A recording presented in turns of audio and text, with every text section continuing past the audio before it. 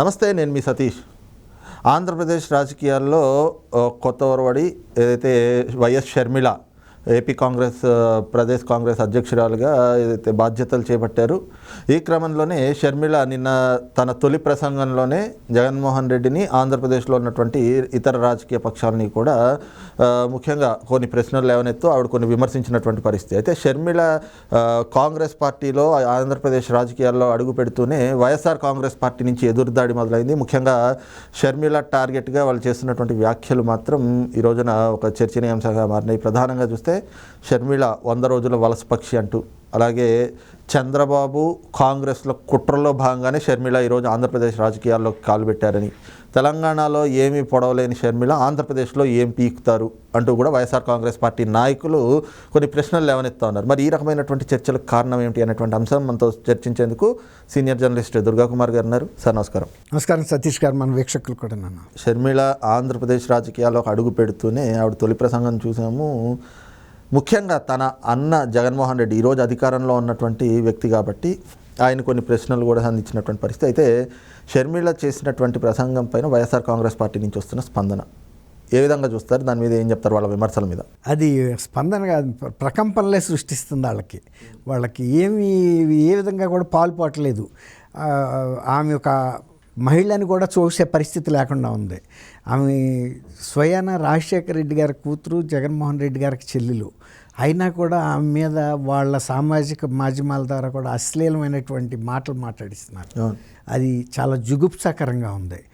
ఆమెతో రాజకీయంగా మీరు ఎదుర్కోండి అంతే తప్ప ఆమె మీద జుగుప్సాకరమైనటువంటి అశ్లీలమైనటువంటి వ్యాఖ్యలు మీడియా ద్వారా చేయించడం అంటే మన కంటిని మనం పొడుచుకున్నట్టుగా అనిపిస్తుంది. అది మహిళలు కూడా ఎవరు కూడా అభినందించలేకపోతున్నారు. రెండోది, జగన్మోహన్ రెడ్డి గారి కన్నా కూడా ప్రజల్లో షర్మిల గారు అంటేనే కొంత మంచి అభిప్రాయం ఉందండి. వాళ్ళు ఇంకోటి మర్చిపోతున్నారు ఏంటంటే, ఆయన ఈ రకరకాల ఆర్థిక నేరాల్లో 16 నెలలు జైల్లో ఉన్నప్పుడు వైఎస్ఆర్సీపీ పార్టీని బ్రతికించింది, ముందుకు తీసుకెళ్ళింది, అధికారంలోకి తీసుకురావడంలో ప్రధాన పాత్ర వహించినామే. 3500 కిలోమీటర్లు పాదయాత్ర చేసి తన కోసం కాదు, తన అన్న కోసం జగన్మోహన్ రెడ్డి గారిని ముఖ్యమంత్రిగా చేయాలి. ఆ కుటుంబంలో రాజశేఖర రెడ్డి గారు మరణంతో ఆ పదవి పోయింది, మళ్ళీ ఆ స్థాయి ఆనందోత్సవాలు రావాలి కుటుంబంలో అని ఒక ఆశయంతో, తర్వాత అలాంటి పరిపాలన ఇస్తాడని ప్రజలకి నమ్మించి ఆమె నమ్మి ప్రజలకు కూడా అదే చెప్పి గెలిపించింది. ఇవి వాళ్ళు మర్చిపోతున్నారండి. ఇవాళ ఆమెని వలస పక్షి అని, లేకపోతే తెలంగాణలో ఏం పీకింది ఇక్కడికి వచ్చిందని, ఆమె పుట్టింది ఆమె చెబుతుంది కదా. జగన్మోహన్ రెడ్డి గారు ఎక్కడ పుట్టాడో ఆమె కూడా అక్కడే పుట్టింది, జగన్మోహన్ రెడ్డి గారు ఎక్కడ పెరిగాడో ఆమె కూడా అక్కడ పెరిగింది. ఆమె వివాహం తెలంగాణకు చెందిన వ్యక్తితో జరిగింది. నా పుట్టిల్లు ఆంధ్రప్రదేశ్, మెట్టినిల్లు తెలంగాణ అని ఆమె ఇప్పటికీ చెబుతుంది. కాబట్టి నాకు పుట్టినిల్లి మీద ఉన్న బాధ్యత, నాకు అక్కడ వెళ్ళాను, నాది నెరవేర్చుకొచ్చాను. నెరవేర్చారన్నప్పుడు ఇంతకంటే కూడా నియంత్రిత ధోరణిలో ఆయన కూడా ఉన్నాడు. సేమ్ ఈయన ఎంత నియంతో అక్కడ ఒక నియంత్రణ ఎదుర్కొన్నాను. నేను అన్ని నియోజకవర్గాల్లో తిరిగాను. ప్రభుత్వం మీద ఉన్న ప్రభుత్వ వైఫల్యాలను అక్కడ చెప్పి ప్రభుత్వాన్ని అక్కడ దించాను. కాంగ్రెస్ని గద్దెక్కించడంలో నా పాత్ర ఉంది. అందువల్లే నన్ను గుర్తించి నన్ను వాళ్ళ పిసిసి ప్రెసిడెంట్గా అదే బాధ్యతలు ఇక్కడ కూడా చేయమన్నారు. అందువల్ల నేను ఇక్కడికి వచ్చాను అని చెబుతుంది. తర్వాత ఇంకోటి ఏంటంటే, వాళ్ళు చంద్రబాబు నాయుడు గారి ప్రస్తావన కూడా తీసుకొస్తున్నారు. ఇప్పుడు చంద్రబాబు నాయుడు గారు వదిలిన బాణం అయితే అసలు చంద్రబాబు నాయుడు గారికి అసలు ఎవరి మీదకి వదులుతాడు ఆయన ఆ బాణాన్ని? అంటే రాజశేఖర రెడ్డి గారి కుటుంబంలో ఏది జరిగినా చంద్రబాబు నాయుడు గారినా, అంటే వివేకానంద రెడ్డి గారి మరణంలోనూ హత్యలో ఈయన మాటే చెప్పారు. తర్వాత ఇప్పుడు ఆమె పార్టీతో విభేదించి, ఇప్పుడు కాదుగా, కొత్తగా రాలేదు కదండి, 2.5 years క్రితం తెలంగాణలో పార్టీ పెట్టి ప్రచారం చేస్తుంది కదా. ఆమెకి అక్కడ న్యాయం పుట్టింట్లో జరగలేదనే కదా, అన్నతో న్యాయం జరగలేదు. నేను నిన్ను నమ్మి అధికారంలోకి ఇచ్చా కానీ నువ్వు నన్ను నమ్మి ఒక ప్రేమతో నువ్వు నాకు ఏ విధమైన ప్రోత్సాహం ఇవ్వలేదు. ఆర్థికంగా కూడా తండ్రి దగ్గర నుంచి వచ్చిన ఆస్తులకు సంబంధించి భాగాలు ఇవ్వలేదనే కదా ఆమెకుండా ఫిర్యాదు. అట్లాగే తల్లి విషయంలోనే ఆయనకు అదే ఉంది. ఇప్పుడు ఆయన తల్లిని గౌరవాధ్యక్ష పదవి నుంచి తప్పించమని చంద్రబాబు నాయుడు గారు చెబితే చేశారా? ఇప్పుడు రాజశేఖర రెడ్డి గారి కుటుంబంలో జరిగే ప్రతి పరిణామాన్ని చంద్రబాబు నాయుడు గారికి ముడేస్తే అంటే రాజశేఖర రెడ్డి గారి కుటుంబంలో కుటుంబ సభ్యులకి వ్యక్తిత్వం లేదా, లేకపోతే అమ్ముడు పోయే స్వభావం ఉందా వాళ్ళకి, ఎట్లా అని అర్థం చేసుకుంటారు ప్రజలు.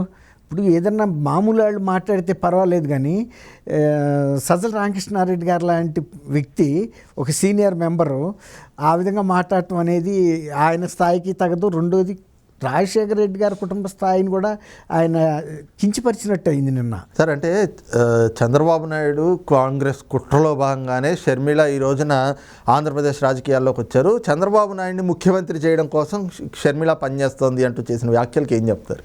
ఇప్పుడు తెలంగాణలో నేను చెప్పే కదండి, తెలంగాణలో ఎవరు పంపిస్తే వచ్చిందా? చంద్రబాబు నాయుడు గారు ఆహ్వానిస్తే వచ్చిందా?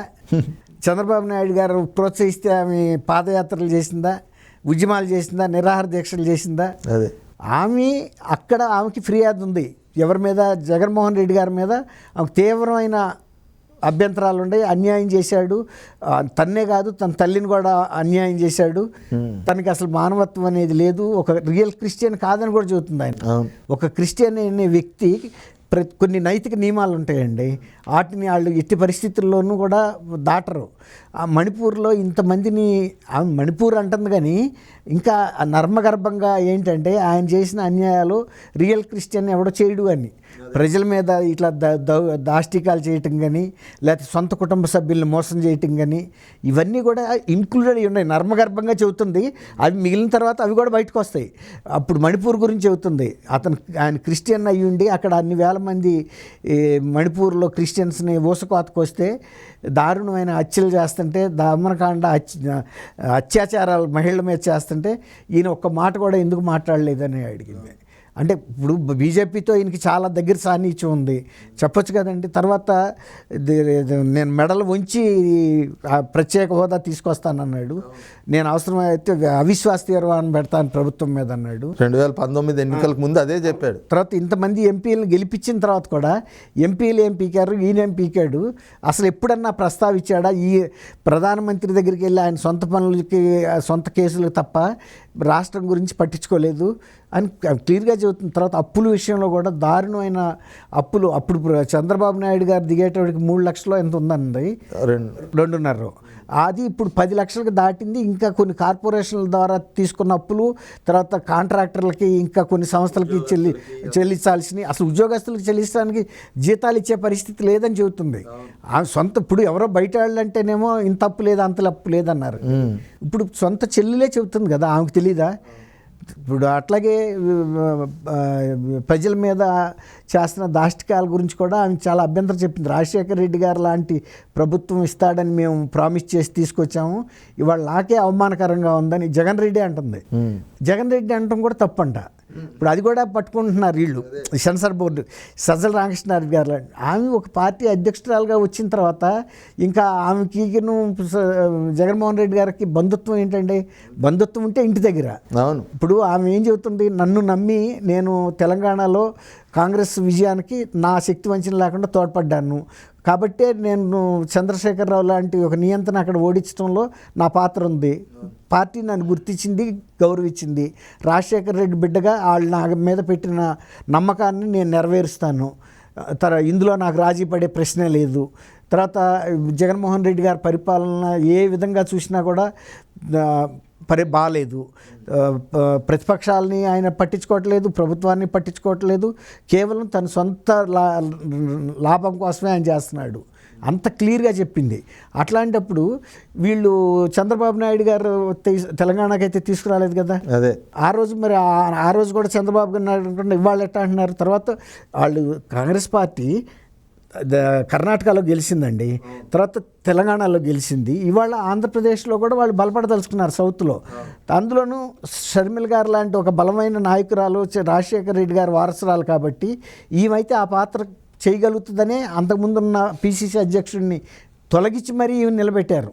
రాబోయే ఎన్నికల్లో జగన్మోహన్ రెడ్డి గారికి కరెక్ట్ అయిన సమాధానం ఆమె చెప్పగలుగుతుందని.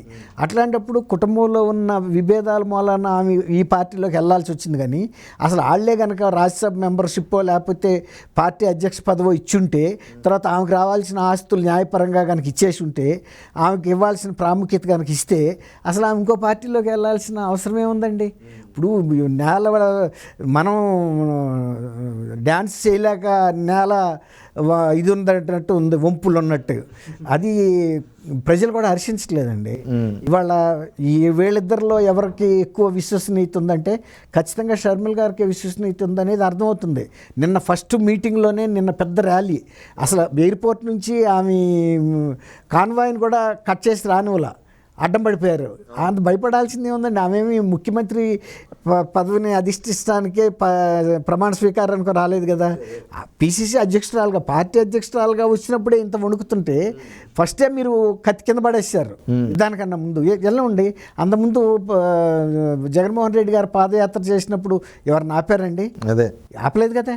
వెళ్తారు, ఎవరికుండా స్వేచ్ఛను వాళ్ళు ఉపయోగించుకుంటారు. ఆ ఎయిర్పోర్ట్ నుంచి ఆమె ఆహ్వానం కళ్యాణ మండపురాకి కూడా కాన్వాయ్ని పంపకుండా ఆపారంటే అక్కడే వాళ్ళకి నిన్నే తేలిపోయిందండి ఎవరిది విజయం అనేది. షర్మిల గారు ఎవరో పంపితే వచ్చే అస్త్రం, వాళ్ళు పంపినప్పుడేమో మా అస్త్రం అని చెప్పారు. ఇవాళ వాళ్ళ మీదకి వచ్చేటప్పటికి చంద్రబాబు నాయుడు గారు అస్త్రం. ఎట్లా అండి? అది కరెక్ట్ లాజిక్ కాదు సతీష్ గారు. రైట్, ఇది చూస్తున్నాం కదా. ముఖ్యంగా ఏదైతే షర్మిల ఆంధ్రప్రదేశ్ రాజకీయాల్లోకి రావడమే వైఎస్ఆర్ కాంగ్రెస్ పార్టీలో ప్రకంపనలు సృష్టిస్తూ ఉంది. జగన్మోహన్ రెడ్డి వెన్నులో వణుకు కూడా పుట్టుకొస్తూ ఉంది. ఈ క్రమంలోనే తన నీచపు వ్యవహార శైలి అనేటువంటిది ఈ రోజున షర్మిల మీద తన పార్టీ నాయకులతో చేయిస్తున్నటువంటి విమర్శల ద్వారా జగన్మోహన్ రెడ్డి మరొకసారి రుజువు చేసుకుంటా ఉన్నారు. అంతే తప్పితే ఈ రోజున కేవలం రాజకీయంగా ప్రతిపక్షాలను ఎదుర్కొనేటువంటి ధైర్యం చేయలేక ఇలాంటి తప్పుడు ప్రచారాలని కూడా చేయిస్తున్నారు అన్నటువంటి భావాన్ని సీనియర్ జర్నలిస్ట్ దుర్గా కుమార్ గారు వ్యక్తం చేస్తూ ఉన్నారు. Thank you. నమస్కారం సతీష్ గారు.